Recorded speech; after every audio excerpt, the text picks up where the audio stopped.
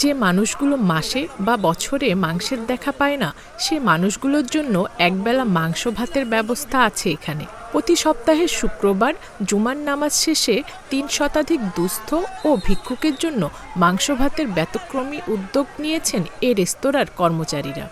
আমাদেরকে এখানে হাইওয়ানের থেকে গরুর মাংস, মুরগির মাংস খাওয়ানো হয় প্রতি শুক্রবারে। এখানে আমরা খাওয়া দাওয়া করি। এখানে খাইতে আছি আজ ৪ মাস পর্যন্ত। আমার স্বামী মারা যাওয়ার পরে আজ ৪ মাস খাইতে আছি। এখানে মানে অনেকদিন বস্তু খাইতে আসছি, আমরা খাওয়াইতে আসি।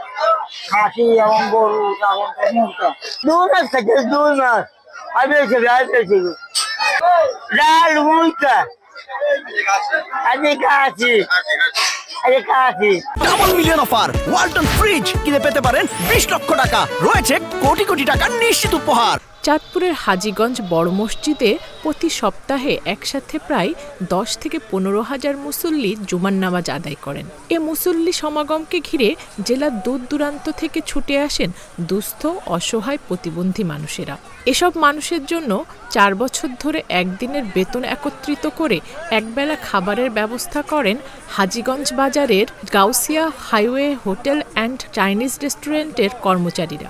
শুরুতে মাসে একবার হলেও ৩ বছর ধরে প্রতি সপ্তাহে কখনো গরুর মাংস, কখনো খাসির মাংস, আবার কখনো মুরগির মাংস দিয়ে একবেলা পেট ভরে খাওয়ানো হয় তাদের। আমরা এই অনুষ্ঠানটা দীর্ঘ ৫ বছর ধরে করতেছি। শুরু হয়েছে সীমিত আকারে, সীমিত অর্থের মধ্যে মুরগি দিয়ে আমরা এই আয়োজন করি। পর্যায়ক্রমে এটা এখন মানুষ অনেক দেখতেছে, আগায় আসতেছে। এখন আমরা মাসের ৪ সপ্তাহে আয়োজন করি। একদিন আমি এখানে নামাজ পড়তে আসছিলাম শুক্রবারে, এক ব্যক্তি ৩০ জনের খানা নিয়ে আসছিল। ৩০ জনের খানা নিয়ে এসেছিল, আমার একটা ভাই ট্রেন করে আমারে। তারপর আমি তার সাথে গেছিলাম যে ৪০-৫০ জন মানুষ হবে। ৩০ জনের খানা তার ৫০ জন খাইতে পারে না। দিতেন গেছিল, সবাই কাকাই করে এগুলো ফালাই দিচ্ছে। ফালাই দেওয়ার পর দিয়ে পরে দোকানে আমি যারা আমার সহকর্মী ছিল তাদের সাথে আলাপ করলাম যে ভাই এই ঘটনা মসজিদ মার্কেট দেখলাম, তারপরে খানার লাগে খুব অস্থিরতা আছে, যে যদি আপনারা সহযোগিতা করেন তাহলে হয়তো আমি একটা উদ্যোগ নিতে পারি, প্রতি মাসে একবার খাওয়াবো। সবাই আমাকে সাপোর্ট করছে, আমার মা আপনার সাথে কথা বলছি, উনি আমাকে সাপোর্ট দিচ্ছে, ঠিক আছে তুমি এটা উদ্যোগ নাও। মাসে একবার খাওয়ানোর উদ্যোগ নিয়েছি, এখন আল্লাহর রহমতে মাসে ৪ সপ্তাহ খাওয়াতে পারি। হোটেল কর্মচারীদের এমন আয়োজনে মাঝে মাঝে বিত্তবান ও প্রবাসীরাও আর্থিকভাবে শরিক হন। একসাথে এত মানুষকে খাওয়ানোর কার্যক্রমকে প্রশংসনীয় উদ্যোগ বলে মনে করেন বাজারের ব্যবসায়ী নেতারা।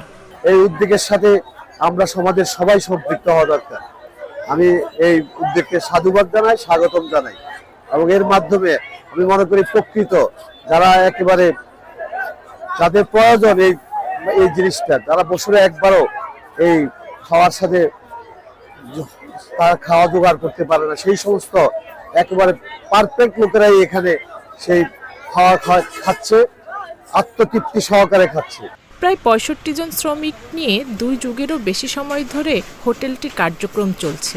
তবে ৪ বছর ধরে শ্রমিকদের এমন আয়োজনে উৎসাহ দিতে আর্থিক ও সার্বিকভাবে সহযোগিতা করে আসছেন হোটেলটির মালিক পক্ষ। আগামীতে আমি ওদেরকে সবসময় সহযোগিতা করে যেতে চাই, এবং এই কার্যক্রমটা গাউসিয়া হাই রেস্টুরেন্টের পক্ষ থেকে হাজীগঞ্জ ঐতিহাসিক বড় মসজিদের সামনে যেই দুস্থরা আছে এদেরকে খাওয়ানোর যে উদ্যোগ, এটা চলমান রাখতে চাই আমি সবসময়।